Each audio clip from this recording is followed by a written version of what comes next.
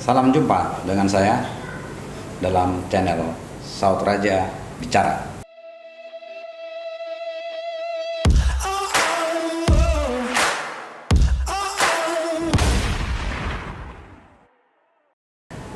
Sekarang kita akan bicara topik-topik yang menarik dan viral dan sering terjadi di dalam masyarakat. Mungkin Putri yang akan menyampaikan apa itu. Oke Bang, ini ada pertanyaan nih Bang. Ini pertanyaan juga pasti menjadi pertanyaan semua orang, masyarakat awam. Jadi gini Bang, ini tentang berkendara lalu lintas. Misalnya kita berkendara, terus pajak kendaraan kita tuh mati Bang. Apakah polisi berhak untuk menilang? Karena kan banyak nih sekarang orang setiap ditilang sama polisi, mereka malah mempertanyakan mana surat tugasnya, mana kelengkapannya dari si polisi tersebut. Bahkan mereka selalu bilang polisi tidak berhak menilang kendaraan yang pajaknya mati. Nah itu sebenarnya gimana sih Bang gitu? Itu gimana secara hukum tuh gimana Bang? Jadi memang sering terjadi dan kira juga, dan saya pernah lihat juga di debat di media sosial tentang itu. Kecenderungan mereka mendasarkan dalil pada Undang-Undang Nomor 2009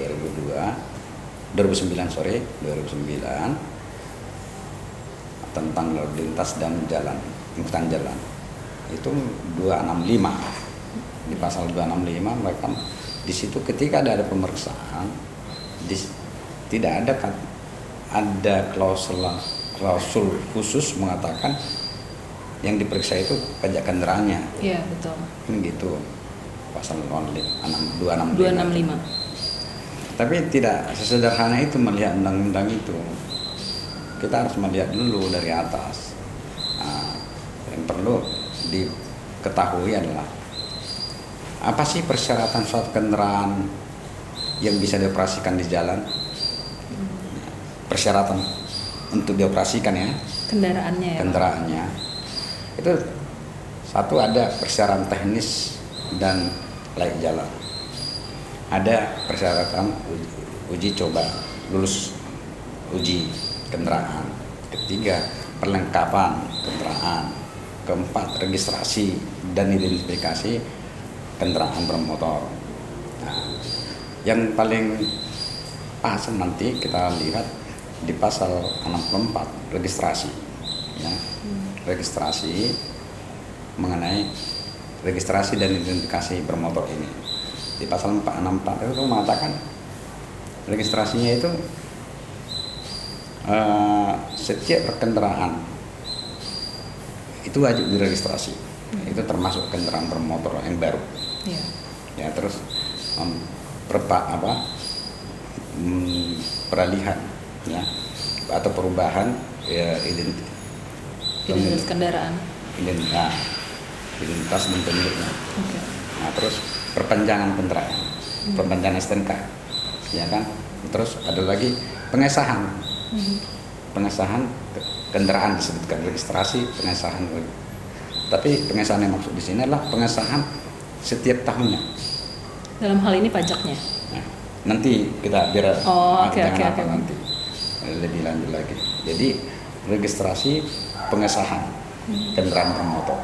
Nah, di pasal 67 disebutkan bahwa registrasi dan identifikasi kendaraan bermotor itu, ya, dan itu pembayaran pajak ya atas kendaraan bermotor dan kewajiban dana sumbangan dana kecelakaan ya itu dilakukan secara terintegrasi dan koordinasi di dalam satuan sistem Samsat. Jadi itu seluruhnya di bawah satu atap pembayarannya itu. Kan gitu dilakukan. Nah, kita masuk kepada STNK dan nomor polisi. di dalam pasal 60, di pasal 70, pasal 70 kalau nggak salah ya, 70. Itu ayat 2-nya mengatakan, ayat 1 ayat 2 yang mengatakan bahwa STNK dan nomor polisi itu 5 tahun masa berlakunya. Dan harus disahkan, ada yang dilakukan pengesahan setiap tahunnya, pengesahan tadi. Nah, kalau ini kita hubungkan dengan pengesahan ini dengan pasal yang tadi di atas, pasal 64 mengenai registrasi dan identifikasi bermotor itu kan ada pasal ya ketentuan mengenai pengesahan. Jadi pengesahan yang dimaksud pasal 70 itu ya adalah pasal 64 registrasi tadi.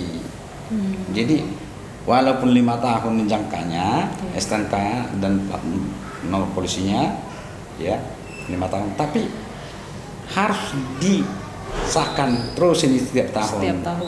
Kalau tidak ada ini berarti belum, setiap tahunnya nggak disahkan, berarti tidak ada pengesahan, kan gitu. Nah, ketika misalnya terjadi pemeriksaan di jalan sesuai 264 dan juntukan 265 itu, yang diperiksakan salah satunya adalah surat tanda kendaraan bermotor itu STNK dan nomor polisi. Nah, disinilah diketahui ada nggak pengesahan tiap tahunnya. Gitu. Di pengesahan ini harus jelas ada sudah dibayar pajak, baru itu disahkan. Sudah dibayar uang wajib dana kecelakaan, sudah baru bisa disahkan. Dan di STNK kan jelas itu disebutkan berapa pajaknya itu. Nah, ditentukan di situ. Itulah yang harus disahkan setiap tahunnya. Nah, jadi tanda lunas pajak gitu loh, karena utang kan gitu. You punya kendaraan, punya utang pada negara, ya bayar kan gitu. Nah, ketika pengesahan ini tidak ditemukan ya oleh polisi dengan ketika memeriksa kendaraan ini dengan jalan, maka polisi berhak untuk berwenang melakukan penilangan. Iya, itu berhak. Jadi jangan dilihat karena di pasal 265 tidak sebutkan pajak bermotor, tidak dicantumkan di dalamnya. Kedua, bukan wewenang kepolisian, itu urusan pemerintah pusat atau pemerintah daerah untuk melakukan pemungutan pajak. Bukan di situ. Tapi harus melihat lagi undang-undang, pasal-pasal lainnya. Registrasi tadi. Nah, di registrasi dan identifikasi mobil itu sudah jelaskan tadi bahwa salah satunya adalah pengesahan. Gitu. Dan masuk ke pasal 67 itu kan registrasi kendaraan ya itu dilakukan bersama-sama di bawah Samsat. Apa saja itu? Yang 3 hal tadi, registrasi dan identifikasi, kemudian pajak kendaraan, ketiga dana sumbangan wajib. Jadi sah kalau polisi melakukan penilangan, itu wewenangnya. Gitu. Oke Bang, itu kan masalah pajak ya Bang. Nah sekarang nih Bang ada lagi yang biasa kita temuin juga nih, orang misalnya contohnya naik motor di lingkungan perumahan. Biasanya kan kita kalau dekat nggak pakai helm. Nah tapi ternyata ada polisi gitu. Tapi konteksnya mungkin bukan sedang razia ya, tapi ada polisi aja gitu kan. Terus tiba-tiba kita diberhentiin, terus kita ditilang. Apakah itu tepat Bang? Penilangan itu apakah itu tepat dilakukan sama polisi? Jadi kita udah bicara tadi ada 4 syarat kendaraan, kan gitu. Salah satunya lah perlengkapan. Perlengkapan ini ada perlengkapan keselamatan. Salah satunya. Jadi sepeda motor itu wajib pakai helm. Nah, perlengkapannya itu perlengkapan di bermotor itu sepeda helm dengan standar SNI lah. Nah, di mobil sabuk pengaman salah satunya, dongkrak segala macamnya. Itu sabuk pengaman. keselamatan, apa ketentuan keselamatannya kan. Nah sekarang ketika seseorang menggunakan itu, mengoperasikan kendaraan bermotor, tidak dilengkapi, ya, tidak dilengkapi helm. Iya. Sebenarnya bukan hanya bilang terima kasih pada polisinya karena udah ditilang. Karena tujuan dari helm itu adalah keselamatan si pengendara. Jadi sah itu kalau polisi melakukan penilangan terhadap orang yang tidak menggunakan kendaraan. Jadi apanya gini, ya, konklusinya atau setiap kendaraan yang tidak, ya, memenuhi persyaratan, ya, tidak memenuhi persyaratan pengoperasian, yaitu persyaratan teknis dan layak jalan, terus uji kendaraan, perlengkapan dan registrasi, identifikasi kendaraan motor, adalah merupakan pelanggaran. Pelanggaran itu adalah kewajiban kewenangan polisi untuk menindak. Nah, di situ ya ada itu satu ya. Yang kedua adalah setiap orang yang mengendarai kendaraan yang tidak memiliki SIM, ya, tidak menggunakan sabuk pengaman dan keselamatan, ya, dan menggunakan